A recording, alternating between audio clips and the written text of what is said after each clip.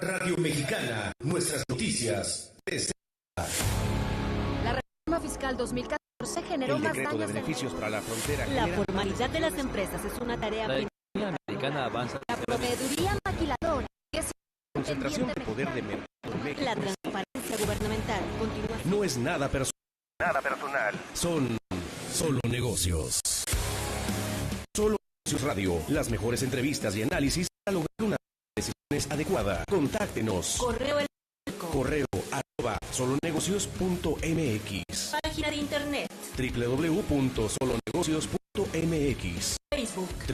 www.facebook.com/solonegociosmx. Twitter. @solonegocios. Y recuerde, no es nada personal, son solo negocios.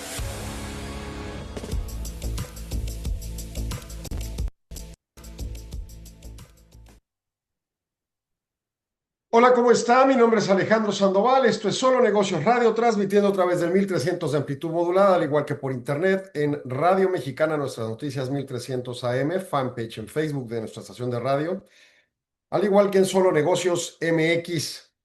Y bueno, pues el día de hoy platicaremos de la economía, tenemos bastantes indicadores relevantes que comentar, tanto de la economía mexicana como la de Estados Unidos e incluso a nivel mundial en función de una serie de circunstancias y acontecimientos que han venido llevándose a cabo y obviamente estamos entrando al mes 12 del año, prácticamente cerrando la anualidad y ante ello pues ver algunos temas relevantes, sobre todo en una noción de corto plazo y la expectativa de arranque de 2026, ¿no? Y bueno, tenemos varios documentos que revisar y empezamos con economía regional en el ánimo de destacar circunstancias de Producto Interno Bruto, estas algo retraídas, o sea, del pasado, de 2024. ¿Por qué? Bueno, pues sucede que el INEGI nos publica en esta semana el dato correspondiente a Producto Interno Bruto Estatal 2024. Así de atrasado está este indicador regional y es en cierta medida obvio, ¿no? Hay una restricción presupuestaria en el organismo y hay una mecánica importante de operaciones para desarrollar una publicación de este tipo. Entonces, obviamente, pues no es algo que se puede hacer nada más en corto en cuanto se tiene el PIB nacional. Bien, señalado esto, el documento de INEGI que se publica para todo el país, para todos los estados, pues habla que en 2024 el Producto Interno Bruto fue de 33.5 billones de pesos con B de banco, que están fundamentados en datos 2018. Ojo con esto. Hoy en día, si usted tiene 100 pesos en la cartera, son 100 pesos de hoy.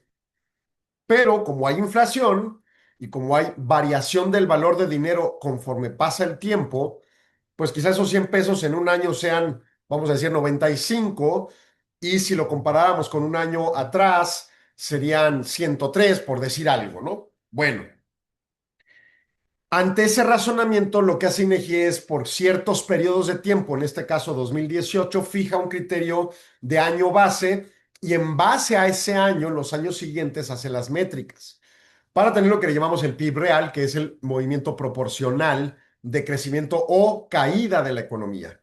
Entonces, los 33.5 billones de pesos son datos corrientes con base a los números 2018 del Sistema de Cuentas Nacionales del Producto Interno Bruto. Ante ello, por ejemplo, la Ciudad de México aporta el 15% del Producto Interno Bruto Nacional.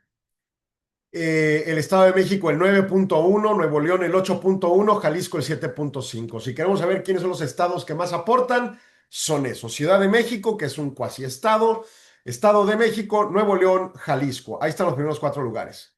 Luego siguen, por ejemplo, porcentajes entre 3.3 y 4.5% con estados como Guanajuato, Veracruz, Baja California, Chihuahua, Coahuila, Puebla y Sonora. Y entonces en esa perspectiva, pues obviamente vamos viendo posicionamientos de participación propia de la actividad económica. También se tiene un dato en cuanto al crecimiento económico de 2024, fue 1.4% en términos constantes, y 22 entidades federativas tuvieron crecimiento real, 9 disminuciones y Baja California estuvo estancada, sin variación.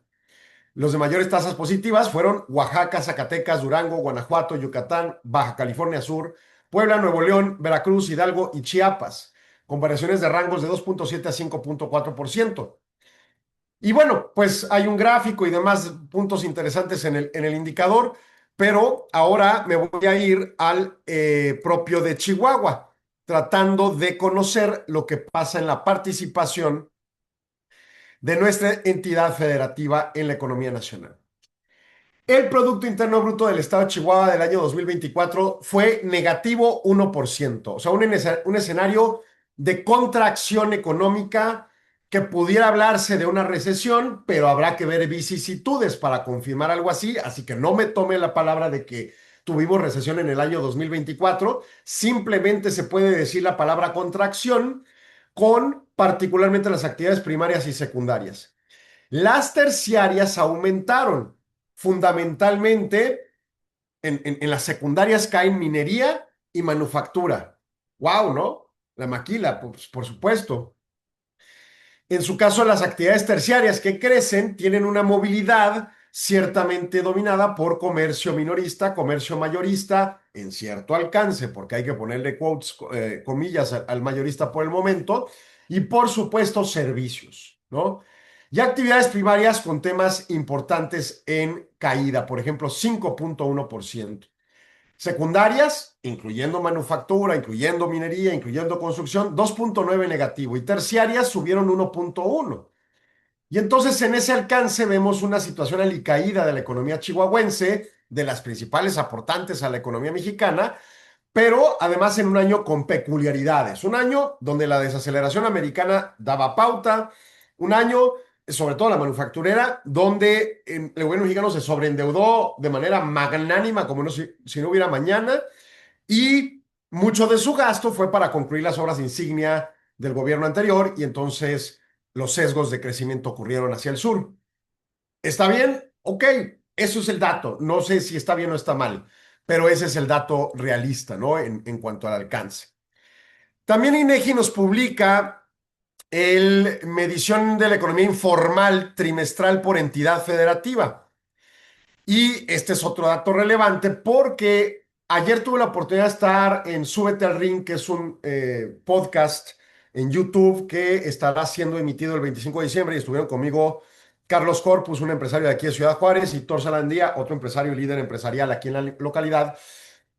Y pues platicábamos de diferentes tópicos de la economía y hablábamos de cómo, por ejemplo, uno de los temas concluyentes que yo podría decir hoy, haciendo memoria de la entrevista, es que la economía al entrar en un escenario de recesión, por ejemplo, que no lo estamos, ni sabemos si lo vamos a estar y creemos que no vamos a llegar a eso, pero suponiendo que llegáramos, y eso implica desempleo, a diferencia de las recesiones de 2001, de 95, bueno, y 95 fue errática, de los 80, del 2009, por supuesto, la economía está con cierto grado de diversificación no institucionalizada, en donde la informalidad a través de mecanismos electrónicos, como las ventas a partir de Marketplace, tienen un espacio de oportunidad extraordinario. Entonces la gente no termina de dejar de tener actividades económicas. Por eso es importante medir la informalidad en principio y hacer políticas para que dejen de ser informales y se conviertan en formales. Pero bueno, esa es otra cosa que jamás harán los legisladores.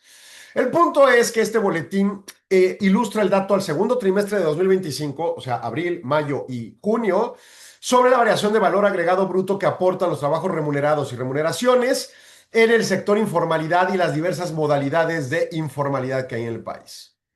Expresado en datos 2018, ascendió a 6 billones de pesos. El PIB es de 33. O sea, casi un poco más de una quinta parte de la economía mexicana está en informalidad. ¿Qué carajos, no? Y me hablo de la economía en su aportación. La mitad, el 55% de los agentes económicos están en informalidad. O sea, tenemos una negligencia gubernamental exuberante en el municipio o los 2,000 municipios y fracción que tenemos en los 32 estados y en la federación. No importa de qué partido y no importa en qué momento del tiempo lo digamos en los últimos 30, 40 años, es un hecho indubitable que nuestros gobiernos de manera absoluta nos han fallado en el tema. Punto. Porque además veamos el dato notorio, 55% de los agentes económicos son informales, pero solo aportan una quinta parte de la economía, que es mucho, pero no aportan suficiente por ser informales. Anualmente tiene un crecimiento de 2%, la economía creció 1.4, la informalidad 2, ¡pum! ¿No? Y bueno, en ese alcance, principales ciudades donde hay informalidad: Ciudad de México, Guanajuato, Baja California Sur, Tamaulipas, Coahuila y Nuevo León. Donde hay menos, Campeche, Quintana Roo, Morelos y Guerrero, sobre todo los primeros dos, donde estaba el gasto del Tren Maya, ¿no? Bueno, en cuanto a informalidades elevadas, pues ya cité algunas, y de modalidades variadas, porque también ahí es todo un tema, ¿verdad? O sea, una cosa es ser un informal ilegal, criminal, y otra cosa es vender chicles en la esquina, otra cosa es vender marketplace en Facebook, ¿no? O sea, son como que variables, ¿no? Y es muy difícil hacer esas mediciones porque nadie te va a contestar si lo hace y mucho menos la parte delincuencial. Pero ahí tenemos pauta de condiciones de nuestra economía segundo trimestre del año. Dame un segundo, Arturo, por favor. Otro indicador relevante para la parte regional es el de trabajos remunerados, que este concatena nada más ya para cerrar el corte en una perspectiva nacional en donde también segundo trimestre los trabajos remunerados crecieron 1.3% anual y la remuneración es 6.5%. O sea, el empleo crece lento y después del segundo trimestre fue más errático y por eso vamos a terminar muy mal en generación de empleo. Pero el salario sube fuerte y hemos estado escuchando en los últimos días mucha información respecto al salario mínimo para 2026, pero sobre todo el crecimiento, pues ya sabe, comparar un gobierno con otro y estas chafencias políticas. Pero bueno, el punto es entrar en el criterio en donde, por ejemplo, las entidades, los lugares donde más remuneración, perdón, más trabajos remunerados crecieron es Nuevo León, Hidalgo y Ciudad de México, principalmente. Y las variaciones negativas: Campeche, Quintana Roo, Durango, Oaxaca, los que estaban en primer lugar en formalidad, en cierto alcance en 2024, cayeron en 2025, ¿no? ¿Por qué? Pues muy fácil, ya no hay gasto de deuda pública del país en esas entidades porque ya se acabaron las obras insignia, aunque no sirvan, pero ya se acabaron. Entonces, bueno, pues ahí los datos. Voy a un corte, regreso en segundos. No se vaya, siga en Solo Negocios.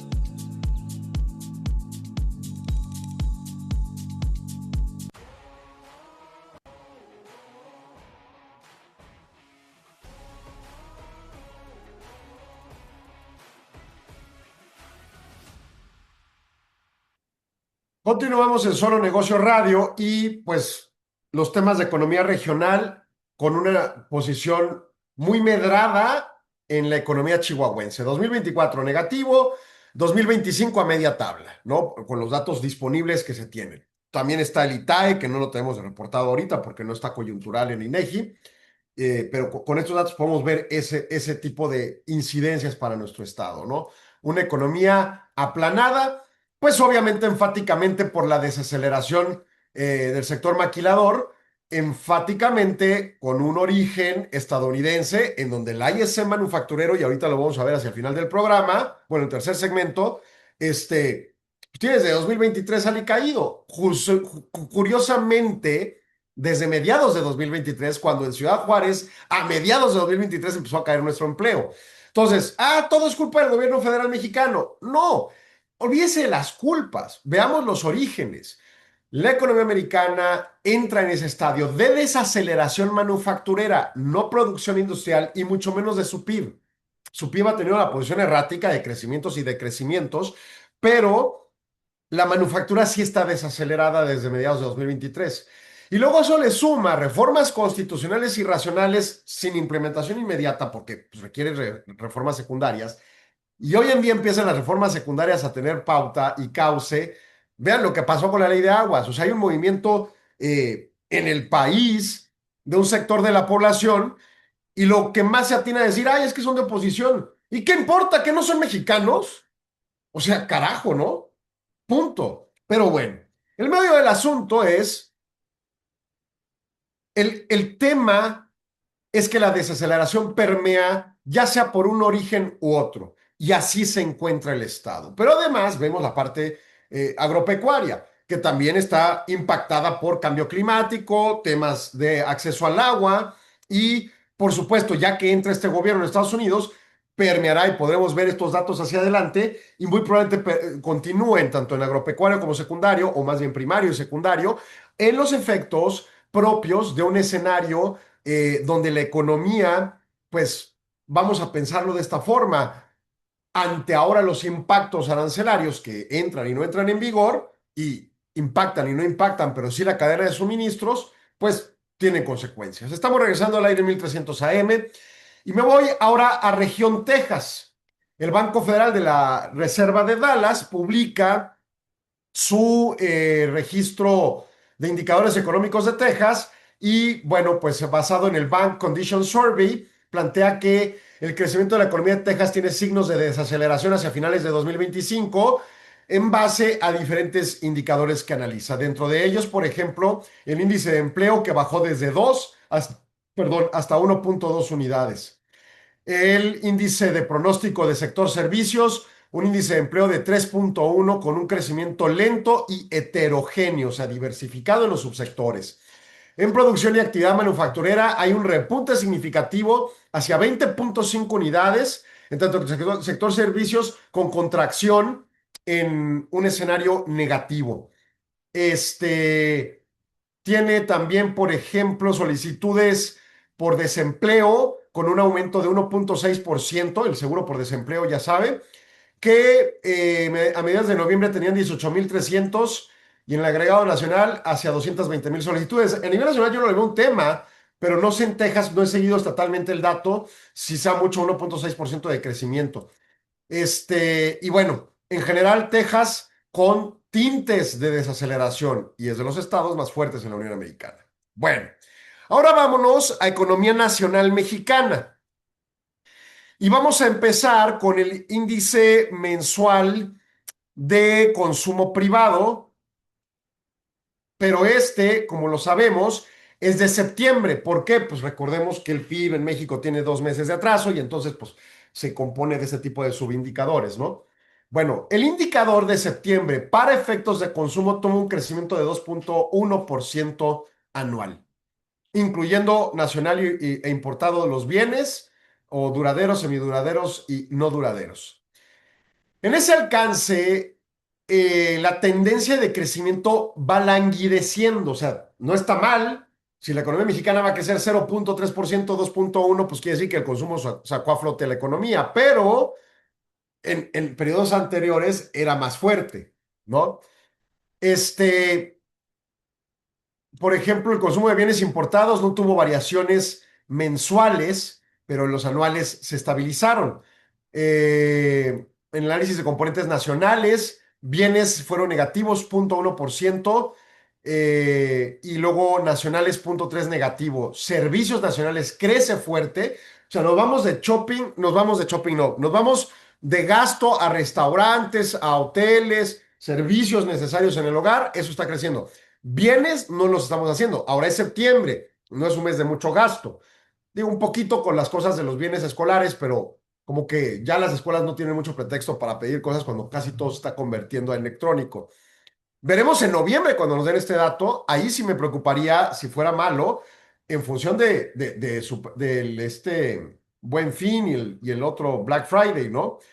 Pero al final del día, pues septiembre, pues datos medianos en términos de consumo. Luego nos vamos a la inversión fija bruta. Válgame, cerré el archivo y no lo debía haber cerrado. Pero le comento antes de volverlo a abrir. O sea, los datos van mostrando debilidades en el contexto económico. La inversión fija bruta trae una movilidad de negativo 0.3%. O sea, si nos vamos a un Producto Interno Bruto, se compone en perspectiva de gasto, consumo de los hogares, que es el que acabo de leer, que salió 2% hacia arriba, inversión privada, que es este 0.3% negativo, gasto de gobierno, que anda de la patada y en déficit. ¿Por qué? Porque tienen que contraer gasto para evitar el déficit de deuda PIB, ¿no? Y el neto de las exportaciones e importaciones, que ahí sí, pues estamos como estables con nuestro déficit chiquito. Entonces, realmente quien saca la economía adelante es consumo. Inversión se está cayendo. Y pues el alcance no es una caída abrupta, o sea, 0.3% es casi nulo, ¿no? Pero está estancado. La comparación anual sí tiene, y esa fue mensual septiembre contra agosto. La anual sí tiene una caída muy notoria, 8.4% negativo. O sea, se están retrayendo las decisiones de consumo. Pero también hay que contrastar a un 2024 en donde hubo muchas compras de flotillas de coches. O sea, notoriamente, ya desde 2024, y precisamente ahorita por lo que decía de manufactura en Chihuahua, venía habiendo ya una contracción en 2024 incluso para exportaciones de autopartes. Pero ventas de coches nacionales crecieron sostenidamente en 2024, que no significa que los mexicanos como consumidores compráramos brutamente coches, ¿no? Más bien, las empresas, porque se destacaba precisamente la inversión fija bruta, sostenían una perspectiva de compra constante e interesante de vehículos, lo cual me hace pensar, pues eran flotillas. Y entonces ya en 2025 no cambias la flotilla, no somos tan acelerados para cambiar cada año de coche en las empresas, ¿no? Por lo tanto, esta caída tiene que ver con un sostenimiento de no compra de otros tipos de activos y los coches ya no los compramos porque no los necesitamos. Entonces, la caída de 8%, pues es notoriamente, creo, debido a eso. La pregunta es, ¿por qué no invertimos en las demás cosas? Bueno, pues porque hay ahorita nerviosismo total. Sí, en el gobierno van a decir, es con Temec, y en México la oposición va a decir, ay, es con gobierno. Y yo le voy a decir, es una mezcla, obviamente. O sea, no nomás es un asunto con el gobierno de Estados Unidos y no nomás es un asunto de las políticas públicas mexicanas, es una mezcla de incertidumbre, que no significa que no se invierta en nada, pero ciertamente se disminuye el ritmo de compras en 8%, ¿no? Por ejemplo, construcción, la caída es abrupta, el gobierno dejó de construir. El sector privado dejó de construir en 2023 cuando acabó los parques industriales para el nearshoring que nunca llegó. Y pues ya los demás se quedaron así como que, pues, ¿para qué construimos si no sabemos si va a haber operaciones mañana, ¿no? Maquinaria equipo, 6.1%. No es que, de nuevo, no es que dejaras, es dejar de comprar, o sea, se sigue comprando, pero a ese ritmo más bajo, 6% más bajo, ¿no? Eh, ¿Qué otra cosa importante? Bueno, también se va sobre importaciones e exportaciones. Inversión de capital fijo, 6.7 a la baja. Acumulado 7.6 enero-septiembre. Construcción baja 10. 6.7 en acumulado. Maquinaria equipo 2.4 anualizado, 8.6 en el periodo enero-septiembre, ¿no? Entonces, para PIB, tercer trimestre, que ya vimos fue pues plano, ahí va otra justificación de esa posición plana. Consumo débil, 2% es débil, e inversión fija bruta, negativo anualizado, plano mensual. Esa es la realidad. Y sigo cerrando el archivo. ¿Qué tonterías estoy haciendo? Bueno, ahora nos vamos al SICA. El SICA es el indicador del sistema de indicadores cíclicos. Y el sistema de indicadores cíclicos nos arroja una tendencia de la actividad económica también con un periodo de indicador coincidente para el mes de octubre y adelantado para el mes de noviembre. No es cierto, ¿sí? No, el coincidente es septiembre y el adelantado es octubre. Entonces, el coincidente está en 99.4 unidades cuando el umbral es 100. ¿Qué quiere decir eso? Estamos ligeramente contraída la economía. Dato firme, mes de septiembre. Acabo de hablar de consumo y de inversión fija bruta de septiembre. Luego dos, el adelantado, que es una proyección de octubre, muestra 100.7 unidades con un ligero aumento que lo brincó de umbral negativo a positivo, el umbral es 100, lo que quiere decir que pudiera mejorarse un poquitito la economía en octubre. Habrá que ver una vez que tengamos datos completos, pero ojo con esto. Tercer trimestre es julio, agosto y septiembre. O sea, el dato nos va a confirmar el Producto Interno Bruto pleno del tercer trimestre, que fue plano. Y luego dos, octubre es primer mes de cuarto trimestre, seguirá noviembre y diciembre, y veremos si consumo sobre todo es lo que saca adelante la perspectiva del año en crecimiento PIB a que salga un poquito más de la expectativa de 0.3 que trae el IMEF. Entonces, el sistema de indicadores cíclicos nos está hablando, la economía mexicana está plana, no se está moviendo, ¿no? Bueno, y ahora me voy precisamente al indicador IMEF que salió el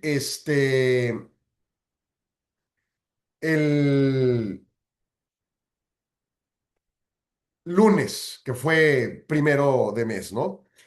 El indicador IMEF nos está señalando que el componente manufacturero y no manufacturero en noviembre señalan una trayectoria todavía de contracción. El manufacturero bajó a 45.5 unidades. El no manufacturero subió o sea, tiene ligera baja, pero su tendencia se movió 50.3. ¿Qué quiere decir eso? Uno es el dato puntual del mes, por ejemplo, el 45.5 de manufactura y el 50.3 de no manufactura o servicios y comercio, que está arriba de umbral de 50 puntos, pero la tendencia son una aglomeración promedio de 4 meses para quitar pues, aquellos picos y cosas erráticas estadísticas. Entonces la tendencia sigue débil de los dos. No manufactura, mes de noviembre, Buen Fin, Black Friday, etcétera, se recupera ligeramente de manera puntual el indicador no manufacturero. Los comportamientos divergentes están en un contexto de cierre de año de una dinamía, un dinamismo económico frágil. Manufactura profundiza trayectoria contractiva. En un año que veamos el PIB de Chihuahua, no dudemos que Maquila muestre, o manufactura general, mucha debilidad o incluso contracción, ¿no? Lo estamos viendo con el indicador adelantado del IMEF. La caída fue 1.4 unidades de 20 meses consecutivos en contracción. O sea, esto no es nuevo, viene de 2023 ligado con Estados Unidos. Y pues los subcomponentes también mal, ¿no? Y el no manufacturero, pues básicamente plantea una ligera disminución de 0.2 unidades en octubre, pero con todavía terreno de expansión en esa 50.3 y tendencia ahí, planita positiva, ¿no? ¿Qué es lo que nos está diciendo? Dame un segundo, Arturo. Luego tengo del indicador IMEF el IPM de INEGI, que son de estos que ha cuestionado Jonathan Heath, que por qué tenemos dos cosas que miden lo mismo, ¿no? Pues yo también pregunto lo mismo, pero bueno. El indicador IPM de INEGI, que es muy similar al IMEF, está hablando que el IPM llegó a 48.3 unidades en noviembre, con una caída de 4 puntos, solo mide manufactura y se posiciona en 48.3 unidades.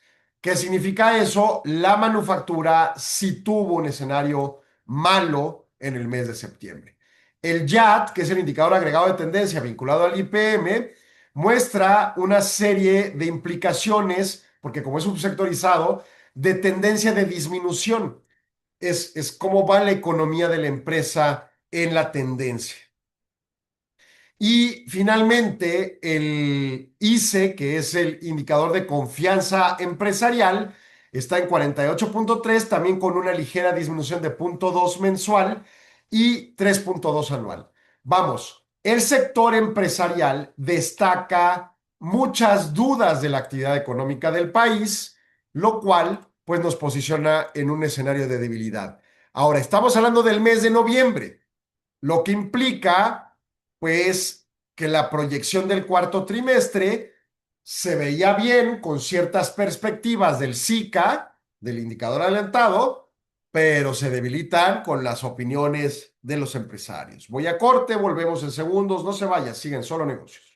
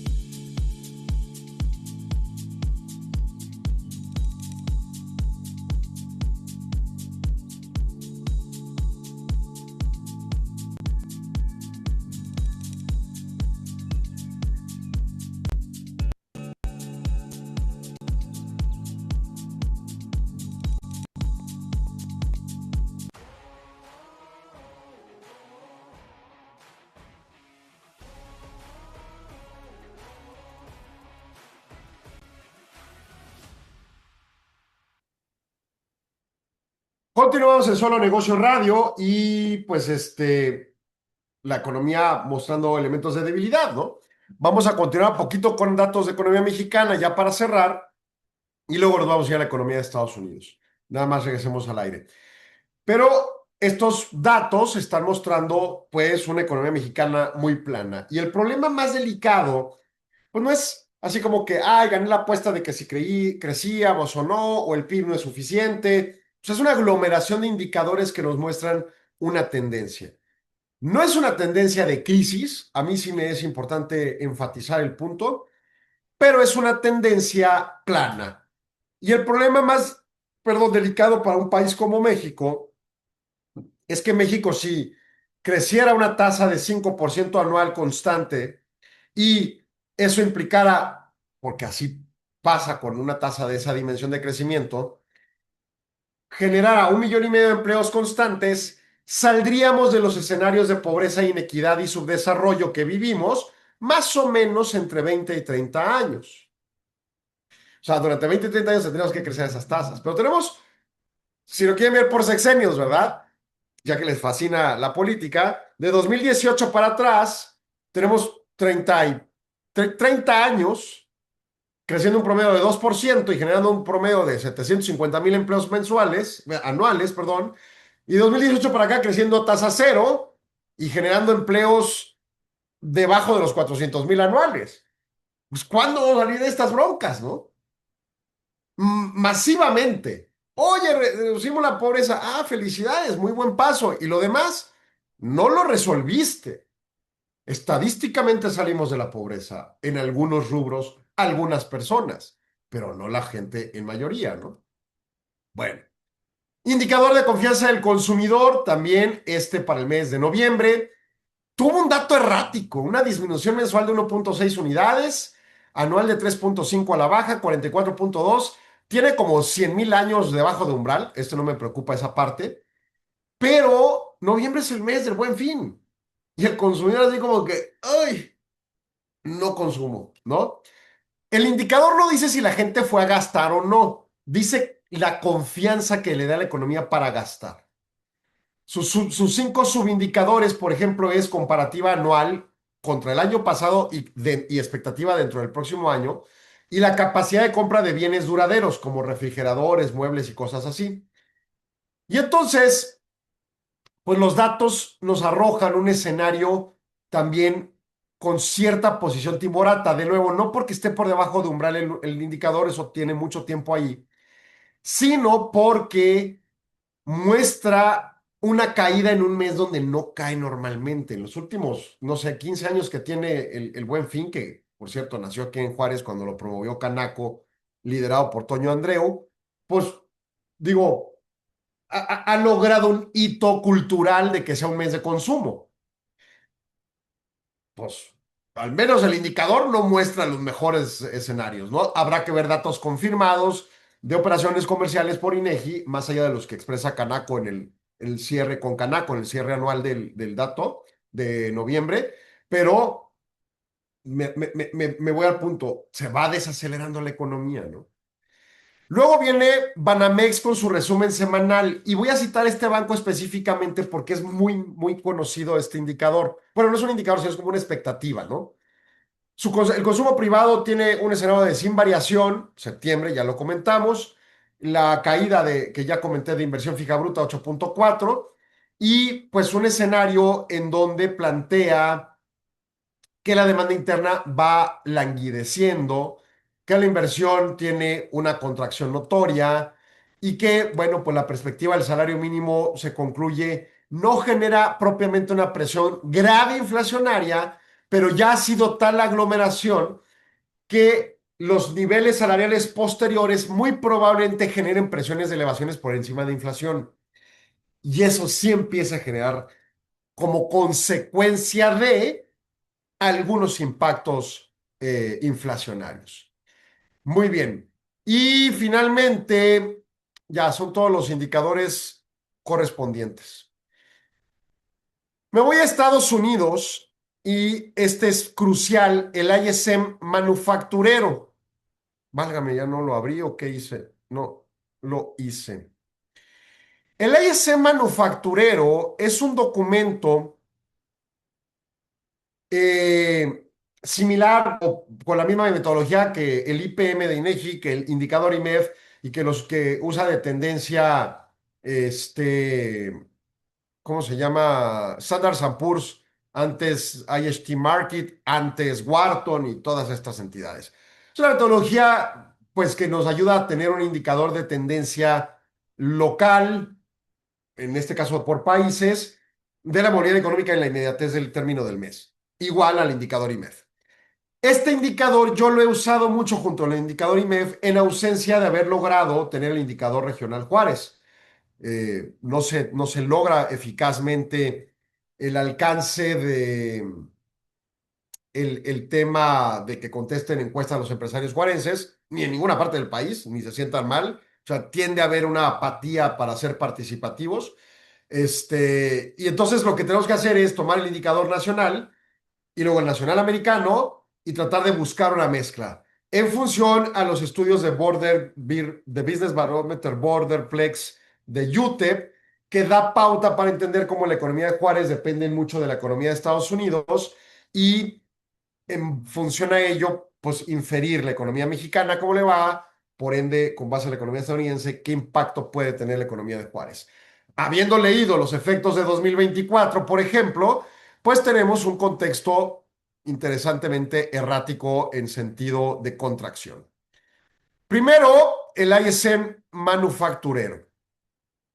Y el ISM manufacturero, se me pierde, acá está, no, este es el de servicios, me dice que la economía se ubica en 48.2 manufacturera en noviembre, con una contracción por 9 meses consecutivos porque en abril hubo un repique o en marzo y luego se volvió a caer, pero realmente tiene como 24 meses consecutivos negativos.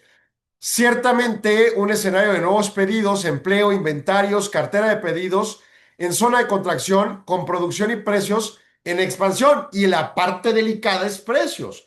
Hay presiones inflacionarias en las construcciones de costos de la manufactura que eventualmente la importamos, ¿no? Entrega de proveedores pasan a escenarios rápidos y desempeño de subíndices con exportaciones e importaciones planos, con crecimiento de contracción en los cualitativos de encuestas.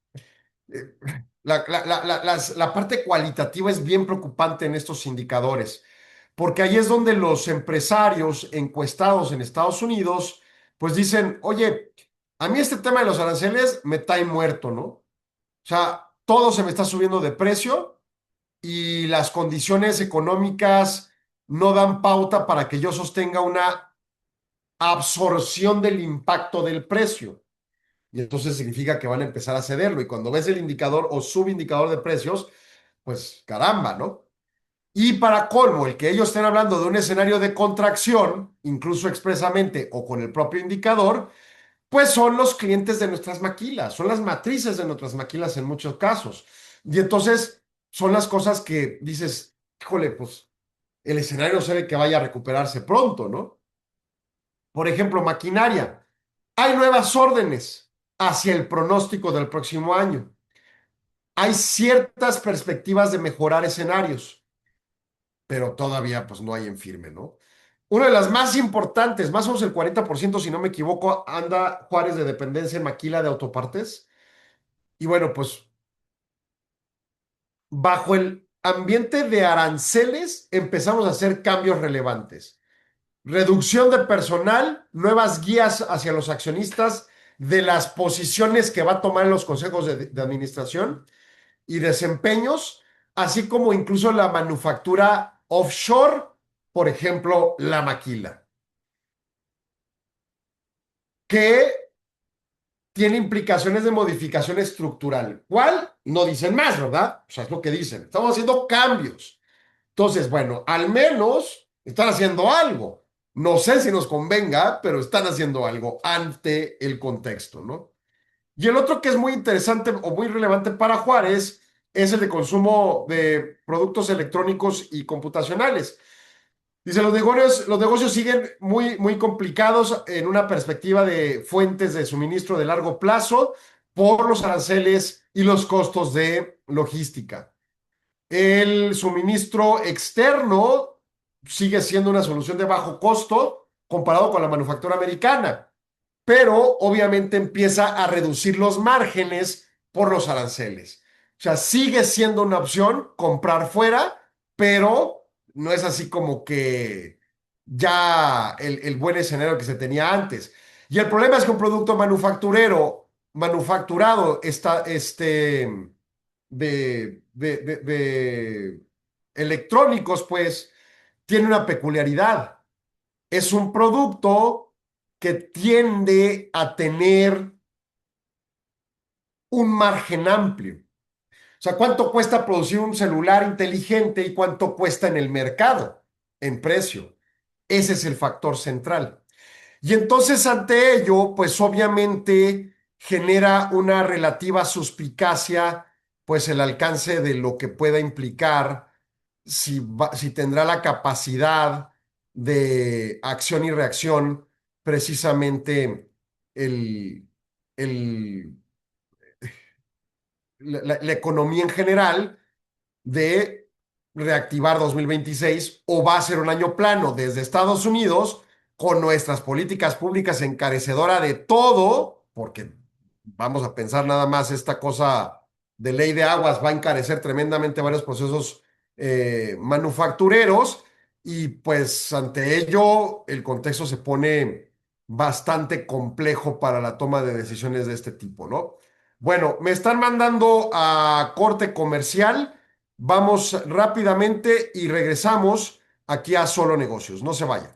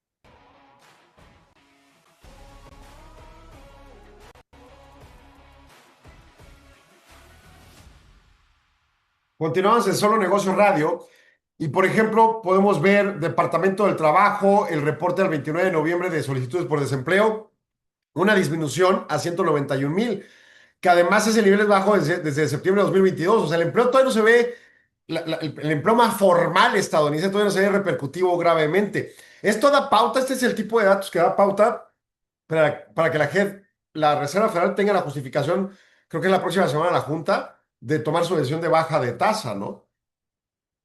Pero obviamente este es el empleo más formal. Habrá que ver pues el posicionamiento de la tasa de desempleo general de los Estados Unidos, ¿no? Ese es en buena medida el cotejo. Y pues ahorita que regresemos al aire, comentamos los otros aspectos, pero voy a hacer nada más un comentario sobre estos aspectos, digamos en conclusión hasta aquí. Eh, ya está este lo necesitamos. Entonces nos regresamos al aire. Ahí está. Bueno, es más, de una vez hasta abajo. Ah, no es que está corriendo todavía. Vamos a regresar en cualquier segundo, pero el punto aquí es la economía de Chihuahua mal, datos viejitos. La economía de México muy débil, datos pues medianos, o sea, hacia segundo hasta tercer trimestre y noviembre, o sea, corto plazo. Y Estados Unidos, pues hay medio débil, con posiciones de empleo más formal un poco estable. ¿Qué nos podría posicionar a que Juárez se mantenga igual plano?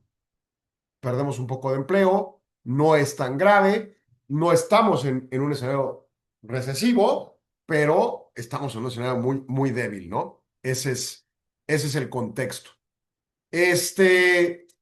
Bueno, tenemos para entonces el cierre, ya regresamos al aire, el cierre con Europa y con el resto del mundo, ¿no? En función de un análisis que realiza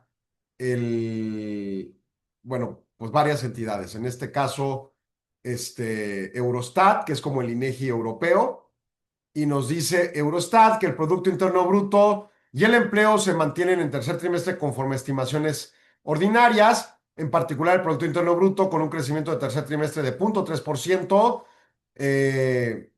para zona del euro y 0.4% para Unión Europea. Recordemos que no toda la Unión Europea usa el euro y recordemos, pues, por lo tanto, que tienen que ser como que dos métricas separadas, ¿no? Para los efectos. Luego, ¿qué otro dato tiene aquí? Producto Interno Bruto y el año pasado habría crecido 1.4, 1.6, así que obviamente está por debajo de las tasas del año pasado. Estados con incrementos fuertes, Dinamarca, Luxemburgo y Suecia. Dinamarca, cabe mencionar, hoy en la mañana lo supimos, es uno de los potenciales países contra los que jugaremos el Mundial, así que ojo. En el extremo opuesto se observaron caídas en el PIB de Irlanda y Finlandia y Rumanía. Evolución de componentes de gasto, consumo final 0.2, gobierno 0.7, inversión fija bruta 0.9 y pues en ese alcance exportaciones 0.7 crecidas, importaciones 1.3 positivas, quiere decir que hay un déficit, así que el fuerte es inversión fija bruta en Europa, aún en el escenario tan débil de su actividad económica. Luego nos da a conocer desempleo en la Unión Europea, el mismo Eurostat, y trae una tasa de desempleo de 6.4 en la zona del euro, 6% en la Unión Europea. ¿Cómo está en México? Pues 2.6%, ¿no? Hoy estamos súper bien. Estados Unidos, por ahí híjole, no quiero decir una mentira, no me acuerdo si del 3%, cerquita. También muy similar, no, 3.4. No es cierto, ya estaba cerca del 4. Pero bueno, no era grave la de Estados Unidos, es mucho más delicada. Cabe mencionar que las metodologías de medición de desempleo son muy, muy similares, son estandarizadas a nivel global, ¿no? Y entonces, pues el tema de desempleo en Europa es un poco más delicado que con nosotros, pero también entendiendo una serie de vicisitudes de su actividad, de su contexto económico tan pegados a una guerra, Rusia-Ucrania y demás vicisitudes, ¿no? Pues históricamente tiende a ser mucho más alto el desempleo por allá.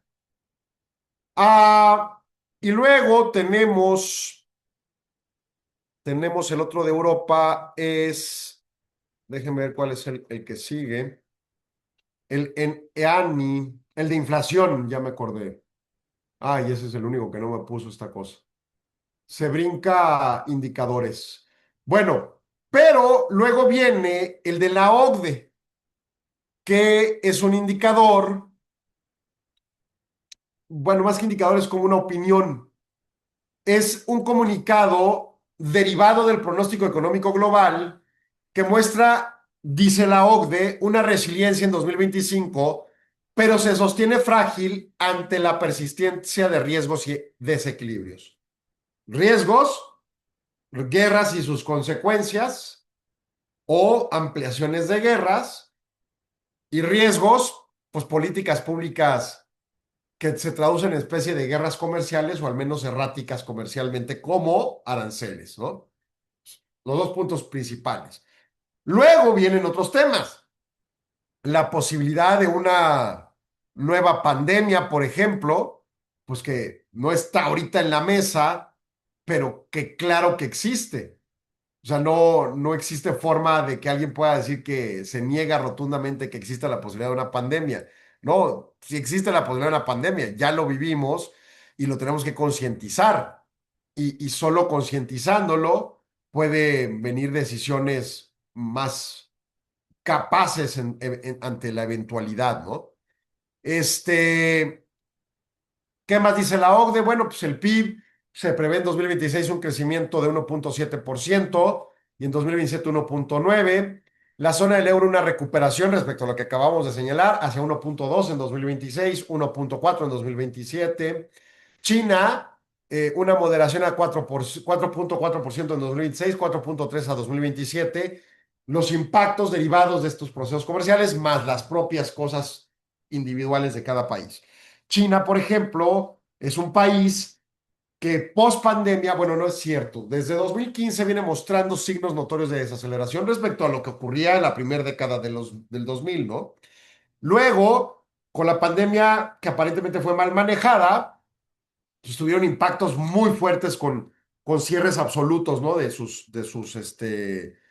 Ah, ¿Cómo se llamaban estas? Pues así, que mandaron a la gente a sus casas, a todos de los de una ciudad, ¿no? Por ejemplo. Y eh, encima una guerra comercial desde 2016 y luego una guerra comercial acrecentada este año, pues obviamente se va a desacelerar, ¿no? Esa es la expectativa. G20, las naciones más desarrolladas, y ahí está México. Bueno, no es que estemos muy desarrollados, pero estamos dentro de los primeros 20 lugares en el planeta. 3.4 2025, 2.9 2026 y 2.5 2027. Tendencia de desaceleración, ¿no? Perdón, pero esta es inflación. Bueno, lo anterior de crecimiento, ojo con la perspectiva de crecimiento, desaceleración. Y luego, inflación, también desaceleración. Es más fuerte 2025, G20, y luego baja 2.9 2026 y baja 2.5 2027. O sea, sí conciben que vamos en una trayectoria de desaceleración, pero es lenta respecto a metas. Y ante ello, la preocupación se deriva de lo que impacta economía, que es propiamente aranceles. Las declaraciones del secretario general de la OCDE subrayan la necesidad de reforzar diálogos para evitar tensiones comerciales y la incertidumbre política, enfatizando temas de disciplina fiscal, o sea, no se endeuden demasiado, México y Estados Unidos, y mayores necesidades de gastos relacionados con defensa y envejecimiento poblacional en función de los problemas potenciales geopolíticos, pero más importante con el bono demográfico. Y ayer lo comentamos en Súbete al Ring. Ahorita estamos pues en una economía débil, para algunos crítica, pero en realidad todavía no se puede declarar recesiva y demás. Agárrese en 15, 20 años que se nos acabe el bono demográfico y nosotros los de 50 años de edad, generación X, nos hagamos un viejitos, somos el último eslabón poblacional ancho de número de población. El siguiente millennial se adelgaza y el siguiente Z se hace chiquito. Esto es, vamos a hacer un chorro de viejitos pobres con un grupo poblacional productivo reducido. Pero para colmo, nosotros no vamos a haber ahorrado lo suficiente para mantenernos de viejitos. Entonces, los pocos mexicanos jóvenes productivos van a tener que mantener a muchos viejitos pobres. En los siguientes 15, 20 años empezará una crisis muy delicada en nuestro país. En Estados Unidos es la misma historia y a ellos les viene en los siguientes 5 o 10 años. Entonces el tema de disciplina fiscal es un llamado de pónganse las pilas, porque si ahorita se están endeudando, poniéndole segundo piso al Tren Maya, pues luego no va a haber ni siquiera con deuda para salvar el día, ¿no? El pronóstico identifica varios riesgos. Barreras comerciales, llámese aranceles, las cestas no arancelarias, las barreras no arancelarias y demás. Crecimientos debilitados, retornos menores en la inversión neta en inteligencia artificial, que es uno de los clamores de los grupos especuladores en Estados Unidos. ¡Ay, estamos en una burbuja y va a explotar! Y nos acordamos del final de los 90s y, bueno, inventan sus cosas. Pero ciertamente hay mucha inversión en inteligencia artificial. Y se espera que haya retorno. Y a mi parecer va a haberlo. O sea, es funcional la inteligencia artificial. El problema es que si no da el retorno rápido, sí va a empezar a preocupar a los inversionistas reales, más que los especuladores, en el tema, ¿no? Y el otro tema son las sorpresas inflacionarias. Volver a tener un barco que se atore en el canal de Suez, volver a tener una pandemia que te genere una contracción operativa y luego un estancamiento de operaciones y una escasez de producción, huracanes y cosas de esas que te generan escasez de productos agropecuarios. Ese tipo de asuntos van a provocar un conflicto de contracción económica, ¿no? Y todos estos generan alteraciones al sistema financiero, que de por sí se concibe estable bajo Basilea III, que es el protocolo normativo que opera los bancos, pero pues quién sabe si un día se caiga, ¿verdad? Digo, la conducta fraudulenta, los fraudes de 2008, 2003, 2007 y luego que destacaron en la recesión financiera 2008-2009, pues son muestra de que pues no todo es infranqueable, o sea, hay franqueabilidad. Entonces, Basilea III puede ser muy bueno ahorita, pero quién sabe mañana.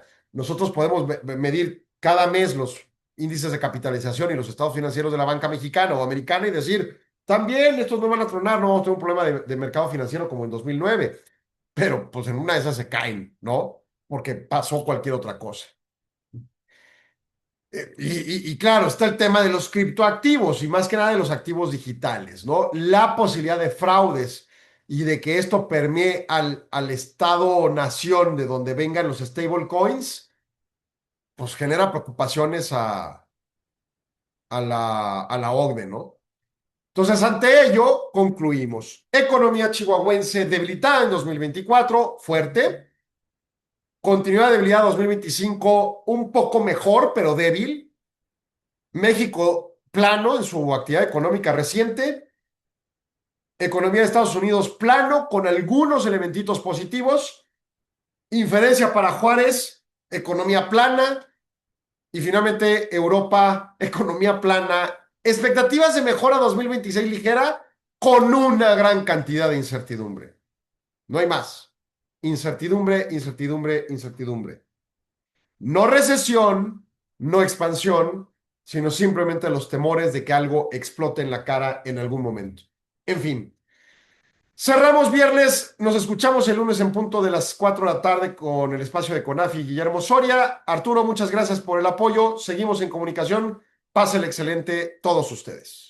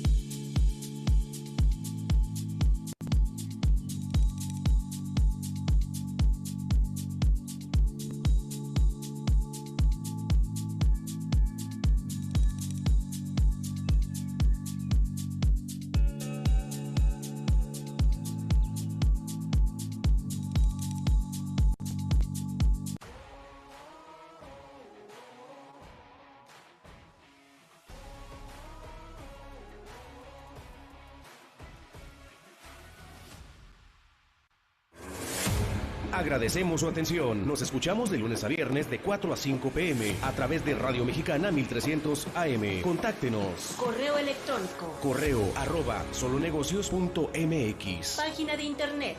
www www.solonegocios.mx, Facebook, www.facebook.com/solonegocios.mx, Twitter, @solonegocios. Y recuerde, no es nada personal, son solo negocios. Radio Mexicana, nuestras noticias, presentó.